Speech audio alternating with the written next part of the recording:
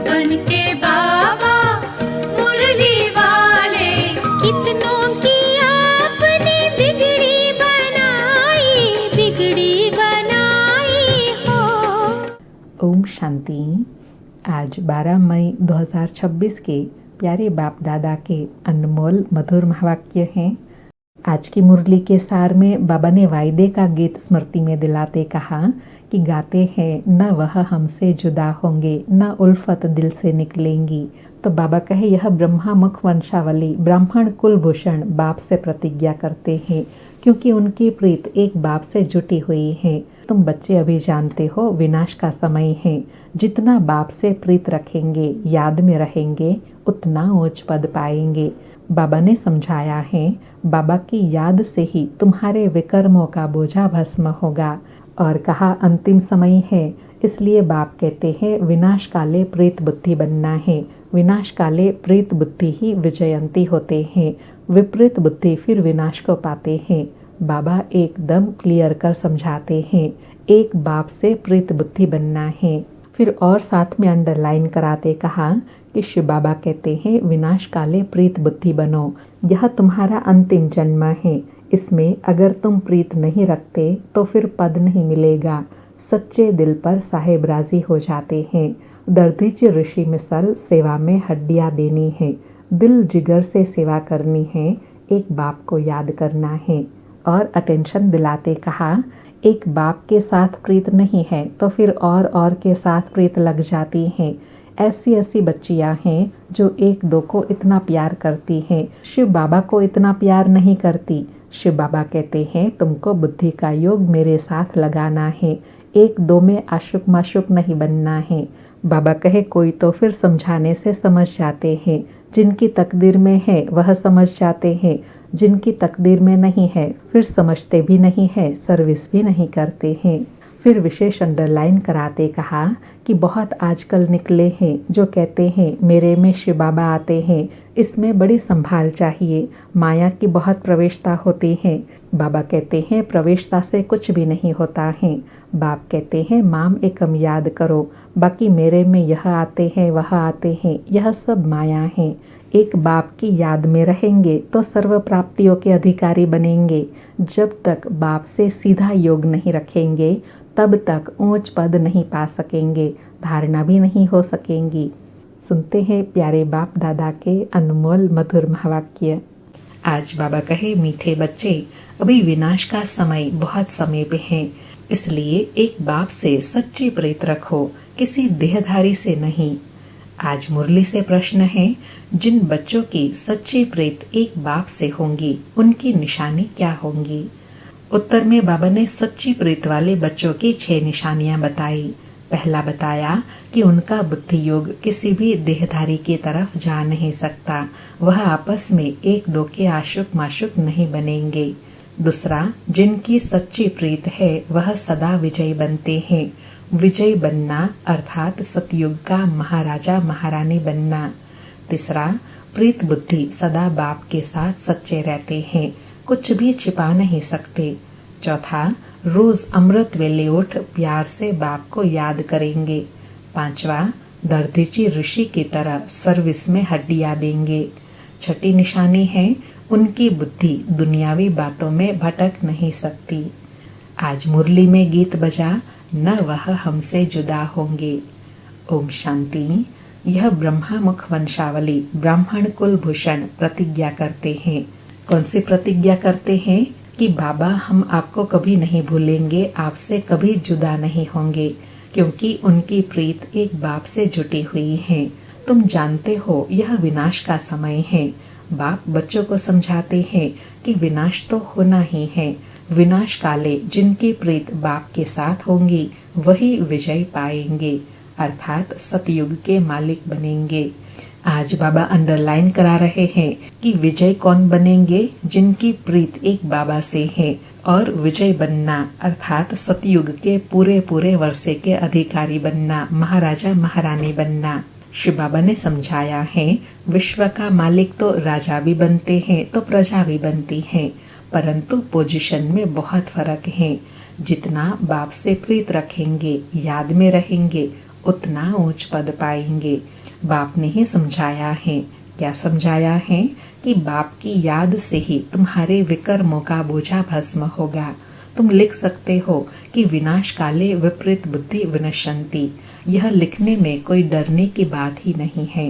बाप कहते हैं, मैं खुद कहता हूँ कि उनका विनाश होगा और प्रेत बुद्धि वालों की विजय होंगी। बाबा बिल्कुल क्लियर कह देते हैं, इस दुनिया में प्रेत तो कोई के है नहीं, तुम्हारे प्रेत हैं। बाबा कहते हैं, बच्चे परमात्मा और श्री कृष्ण की महिमा अलग अलग कर लिखो तो सिद्ध हो जाएगा कि गीता का भगवान कौन है। यह तो जरूरी है ना। दूसरा बाबा समझाते हैं, ज्ञान का सागर, पतित पावन, परम पिता या पानी की नदियाँ, ज्ञान गंगा व पानी की गंगा। बाबा कहे, एक बात तो कौन से समझानी है कि परम पिता परमात्मा ही गीता ज्ञान दाता है और दूसरा ज्ञान स्नान से ही आत्मा पावन बनती है। यह तो बहुत सहज है। दूसरी बात बाबा कहे, दूसरी बात, जब प्रदर्शनी करते हो तो सबसे पहले निमंत्रण देना चाहिए गीता पाठशाला वालों को।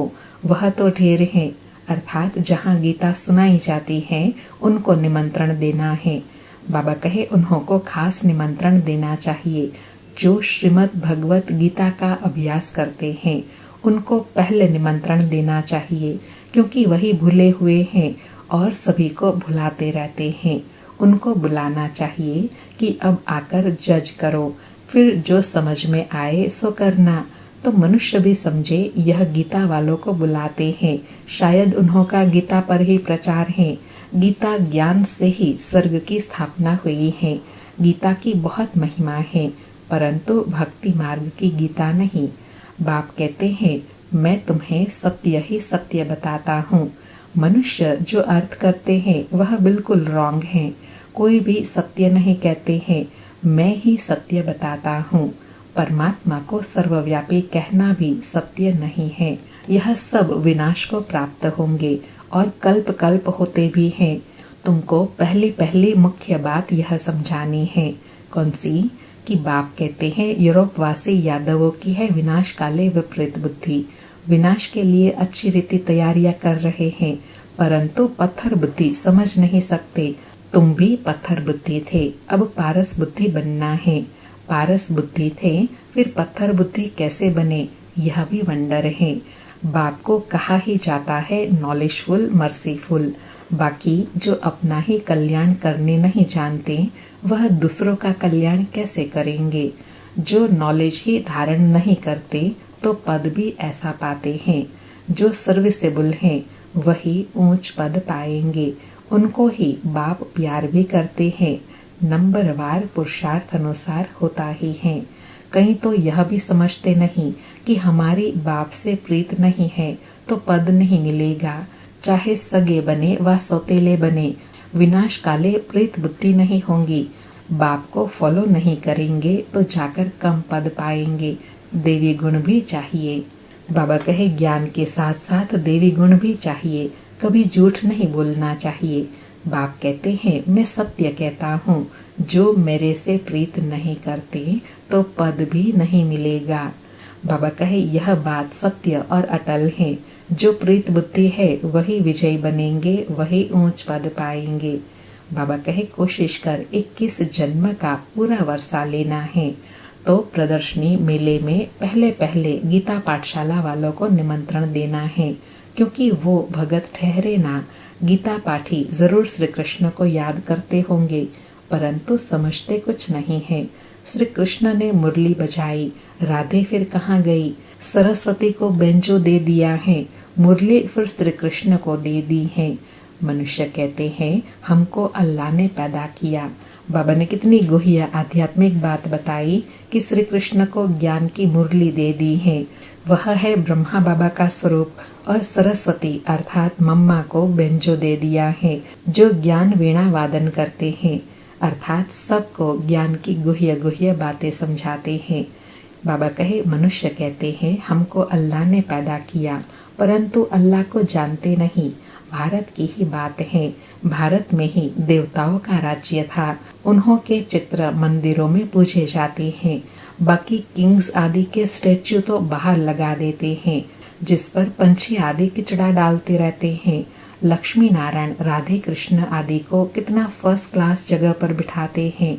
उन्हों को महाराजा महारानी कहते हैं। किंग अंग्रेजी अक्षर है। कितना लाखों रुपया खर्च कर मंदिर बनाते हैं, क्योंकि वह महाराजा पवित्र थे। यथा राजा रानी तथा प्रजा सब पूज्य थे। तुम ही पूज्य फिर पुजारी बनते हो। तो पहली बात है, बाप को याद करो।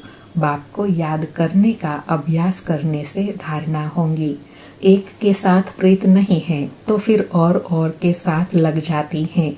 ऐसी ऐसी बच्चियां हैं जो एक दो को इतना प्यार करती हैं, जो शिव बाबा को भी इतना नहीं करती। शिव बाबा कहते हैं, तुमको बुद्धि योग मेरे साथ लगाना है या एक दो में आशुक माशुक बन जाना है, फिर मेरे को बिल्कुल ही भूल जाते हैं। तुमको तो बुद्धि योग मेरे साथ जोड़ना है। इसमें मेहनत लगती है, बुद्धि टूटती ही नहीं है। अर्थात बाबा कहे, जब बुद्धि योग औरों से लग जाता है तो उधर से टूटता ही नहीं है और बाबा से बुद्धि योग जुटता नहीं है। बाबा कहे, शिव बाबा के बदले दिन रात एक दो को ही याद करते रहते हैं। बाबा नाम सुनाए तो ट्रेटर बन जाते हैं। अर्थात बाबा कहे, नाम ले तो वह छोड़कर चले जाए, फिर गाली देने में भी देरी नहीं करते। इस बाबा ब्रह्मा को गाली दी तो शिव बाबा भी जट सुन लेगा। ब्रह्मा से नहीं पढ़े तो शिव बाबा से पढ़ न सके। ब्रह्मा बिगड़ तो शिव बाबा भी कुछ न कर सके। इसलिए कहते हैं, साकार से जाकर पूछो। कई अच्छे अच्छे बच्चे हैं जो साकार को मानते ही नहीं, समझते हैं यह तो पुरुषार्थी है। पुरुषार्थी तो सब हैं, परंतु तुमको फॉलो तो माँ बाप को ही करना है। बाबा कहे, भल पुरुषार्थी है, लेकिन मम्मा बाबा माँ बाप नंबर 1 पुरुषार्थी है, इसलिए नंबर 1 को ही फॉलो करना है। बाबा कहे, कोई तो समझाने से समझ जाते हैं, कोई की तकदीर में नहीं है तो समझते नहीं, सर्विसेबल बनते नहीं, परंतु बुद्धि एक बाप से रखनी होती है। बहुत आजकल निकले हैं जो कहते हैं मेरे में शिव बाबा आते हैं। इसमें बड़ी संभाल चाहिए। माया की बहुत प्रवेशता होती है, जिनमें आगे श्री नारायण आदि आते थे, वह भी आज है नहीं। सिर्फ प्रवेशता से कुछ होता नहीं है। बाप कहते हैं, माम एकम याद करो। बाबा स्पष्ट कर रहे हैं कि प्राप्ति पुरुषार्थ से ही होती है। भल कोई को साक्षात्कार हुआ या बाबा की प्रवेशता भी किसी के अंदर हुई हो, लेकिन पुरुषार्थ नहीं करेंगे तो प्राप्ति भी नहीं हो सकती। बाबा कहे, बाकी मेरे में यह आते हैं वह आता है, यह सब माया है। मेरी याद ही नहीं होंगी तो प्राप्ति क्या होंगी। जब तक बाप से सीधा योग नहीं रखेंगे तो पद कैसे पाएंगे, धारणा कैसे होंगी। बाबा कहे, जब याद करेंगे तब तो धारणा होंगी, याद ही नहीं करेंगे तो फिर धारणा कैसे होंगी, शक्ति कैसे मिलेंगी। बाबा कहे, बाप कहते हैं, तुम माम एकम याद करो। ब्रह्मा द्वारा मैं ही समझाता हूँ, ब्रह्मा द्वारा ही स्थापना हुई है। त्रिमूर्ति भी जरूर चाहिए। कोई तो ब्रह्मा का चित्र देख बिगड़ते हैं, कहीं फिर श्री कृष्ण के 84 जन्म देख बिगड़ते हैं, चित्र फाड़ भी डालते हैं। अरे बाबा कहे, अरे यह तो बाप ने चित्र बनवाए हैं। तो बाप बच्चों को समझाते हैं, भूलो मत। क्या नहीं भूलो, सिर्फ बाप को याद करते रहो। बांधेलियों को भी रड्डियां नहीं मारनी है, अर्थात एकाग्र चित्त हो, एक बाप को याद करना है। बाबा कहे, घर बैठ बाप को याद करती रहो। बंधेलियों को तो और ही ऊंच पद मिल सकता है। तुम बच्चों को ज्ञान देने वाला है ही एक ज्ञान सागर। स्पिरिचुअल नॉलेज एक बाप के सिवाय और कोई में है नहीं। ज्ञान का सागर एक परम पिता परमात्मा ही है, उनको ही लिबरेटर कहा जाता है।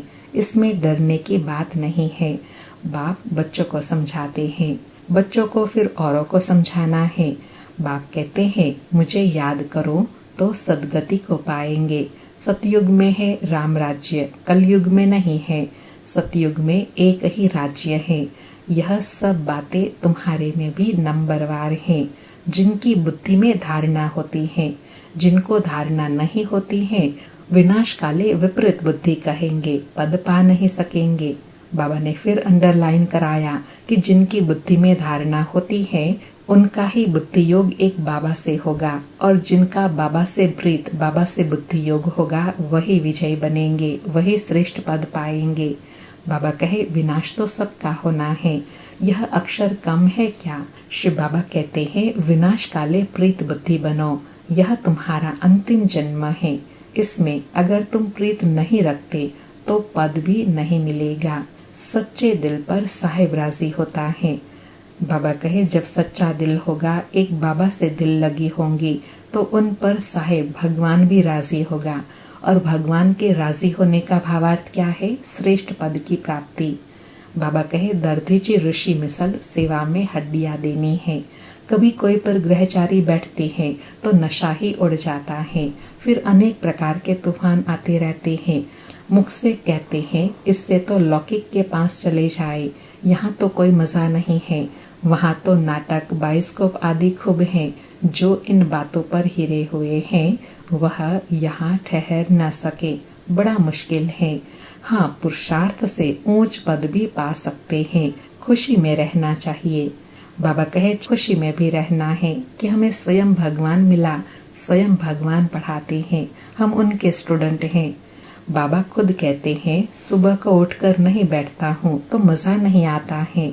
बाबा ब्रह्मा अपना अनुभव बता रहे हैं कि अमृत वेला नहीं उठते हैं तो उतना मजा नहीं आता है। लेटे रहने से कभी कभी जुटका आ जाएगा, उठकर बैठने से अच्छी पॉइंट्स निकलती है, बड़ा मजा आता है। अभी बाकी थोड़े दिन हैं, हम विश्व की बादशाही ले रहे हैं बाप से। यह बैठ याद करे तो भी खुशी का पारा चढ़े। बाबा याद की विधि बता रहे हैं कि अमृत वेले इन बातों का चिंतन करेंगे, मनन करेंगे तो भी खुशी का पारा चढ़ा रहेगा। सुबह को चिंतन चलता है तो दिन को भी खुशी रहती है। अगर खुशी नहीं रहती तो जरूर बाप से प्रीत बुद्धि नहीं है। अमृत वेले एकांत अच्छी होती है। जितना बाप को याद करेंगे उतना खुशी का पारा चढ़ेगा। इस पढ़ाई में ग्रहचारी बैठते हैं क्योंकि बाप को भूलते हैं। बाप से वर्षा लेना है तो मनसा वाचा कर्मणा सर्विस करनी है। अंडरलाइन, बाबा कहे अगर बाबा से वर्षा लेना है तो मनसा वाचा कर्मणा सर्विस करनी है। इस सर्विस में ही यह अंतिम जन्म व्यतीत करना है। अगर और दुनियावी बातों में लग गए तो फिर यह सर्विस कब करेंगे? कल कल करते मर जाएंगे। बाप आए ही है स्वर्ग में ले जाने के लिए। बाबा कितना प्यार से अटेंशन दिला रहे हैं कि अंतिम समय है तो इसलिए कोई भी बात पुरुषार्थ को कल पर नहीं छोड़ना है। जो पुरुषार्थ करना है, जो सर्विस करनी है, अभी ही करनी है। बाबा कहे बाप आए ही है स्वर्ग में ले जाने के लिए। यहाँ तो लड़ाई में कितने मरते हैं, कितनों को दुख होता होगा। वहाँ सतयुग में तो लड़ाई आदि होंगी नहीं। यह सब पिछाड़ी के हैं, सब खत्म होने हैं। निधन के ऐसे मरेंगे, धनी के जो होंगे वह राज्य पाएंगे। अर्थात जिन्होंने बाप को नहीं पहचाना वह वर्षे से वंचित रह जाएंगे, और जो धनी बाप को पहचानते हैं वह राज्य भाग्य पाएंगे।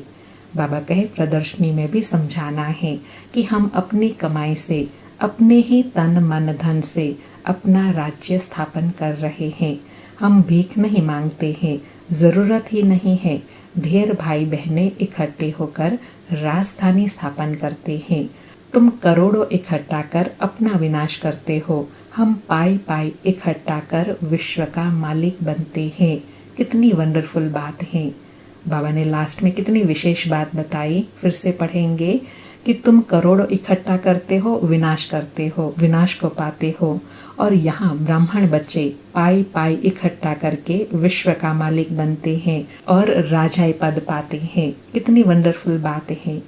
अच्छा, मीठे मीठे सिकिलधे बच्चों प्रति माता पिता बाप दादा का याद प्यार और गुड मॉर्निंग।